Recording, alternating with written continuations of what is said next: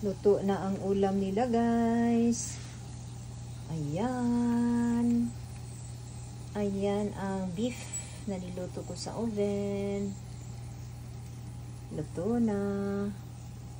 Yung anak ko ang nagsabi sa akin na ito yung lulutuin, guys.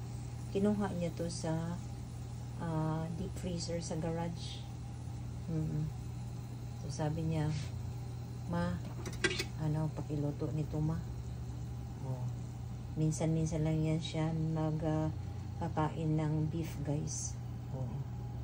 Minsan lang talaga. Kaya yan, sa kanila yan ang beef, tapos ang akin ay gulay. Yan, okay, mukhang masarap naman yan. Tinitimplahan ko yan, pero hindi